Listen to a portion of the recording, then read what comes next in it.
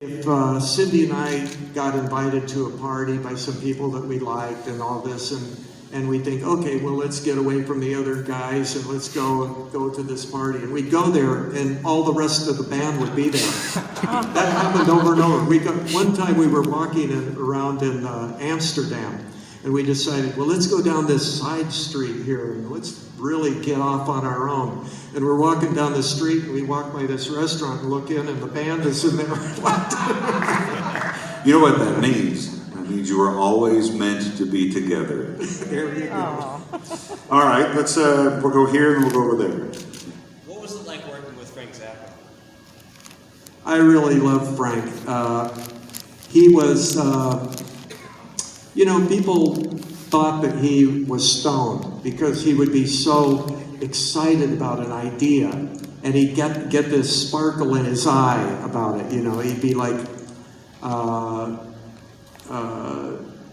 first of all, we invited him to come and hear us play because we heard he had a record label, and Alice was going out with Miss Christine of the GTOs, and the GTOs lived in the basement of Frank Zappa's log cabin in Laurel Canyon, which used to belong to the cowboy star Tom Mix.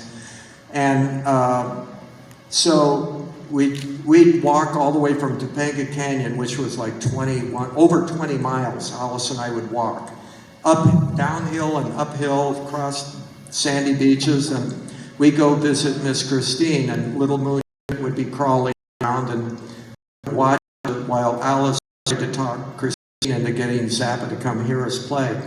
And 2 times he promised to come and he couldn't make it last minute, and the 3rd time he showed up and then he had to leave before we played. So then the next time Christine made the mistake of saying, oh well, Frank will be home tomorrow. So we said, we're coming over. She said, no, he doesn't like people to come over on his day off, and so Alice put the sweet talk on her, and she said, okay, you can come over like 7 o'clock, and I'll call you if it's not okay. So by the time Alice and I walked back to the house in Topanga Canyon, Alice had turned it around to be 7 o'clock in the morning. And I'm like, I think she meant 7. No, it's 7 o'clock in the morning. We got to be there.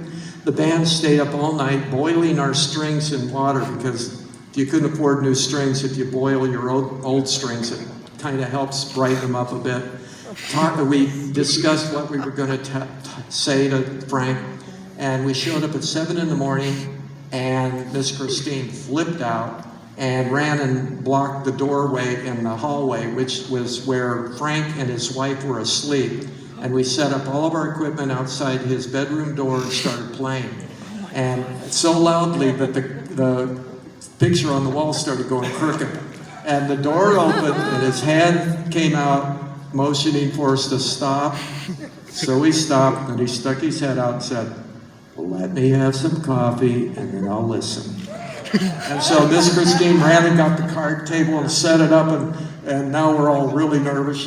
We played, I don't think we made it through 3 songs before he stopped us, and he said, you know what?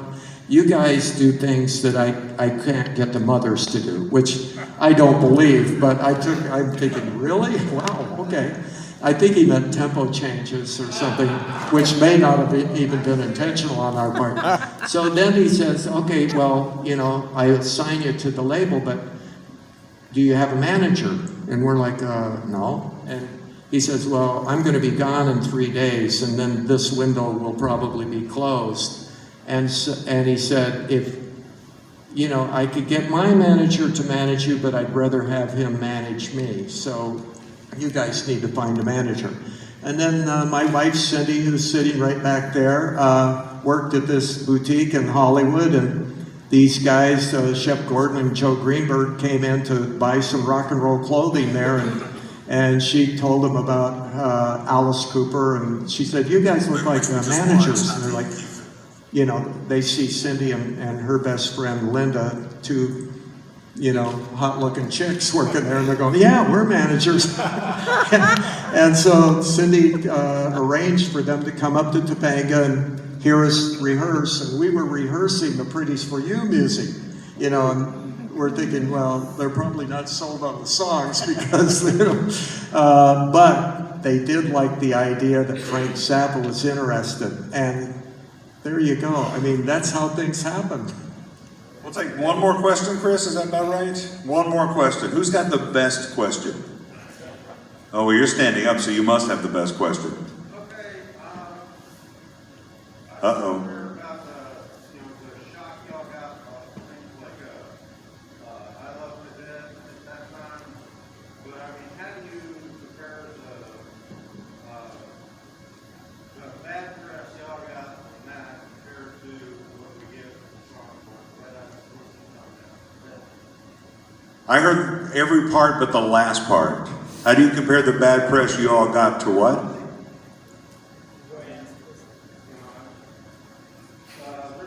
very much stuff coming out today that's kind of being glorified as opposed to back then.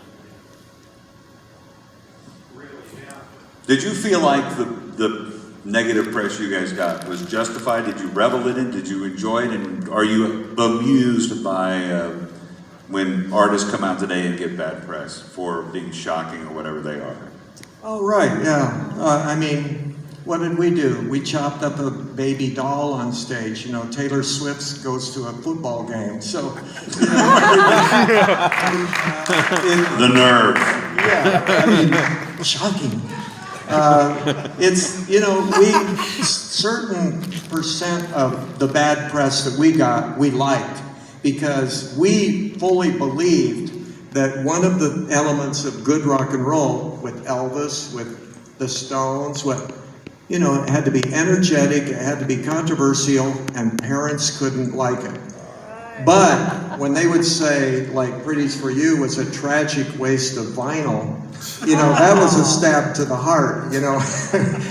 It's a good line, but, you know, and they kept saying, for a long time, people would say, oh, they can't play, that's why they're doing theatrics, so that's their crutch. And so that prompted us to write Halo of Flies. We thought, okay, we're going to write a song where they're going to have to shut up that we can't play, and that's when we did that. So, but still, you know, bad press kind of helped us, because the more bad press got out there, the more parents told their kids they couldn't come to the concert or they couldn't bring the album home, and that made kids want to do that even more. And that's how we were when we were little, you know? Well, Chris Cornell very famously talked about the fact he took $1 Billion Babies to school one day because everybody got to bring a record to class. Chris Cornell brought $1 Billion Babies and the teacher would not let him play it, and that's the moment he said that he knew rock and roll was for him. So,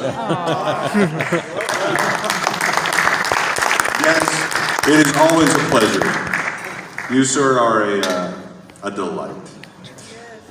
Chris, tell us what's happening next, because these are available.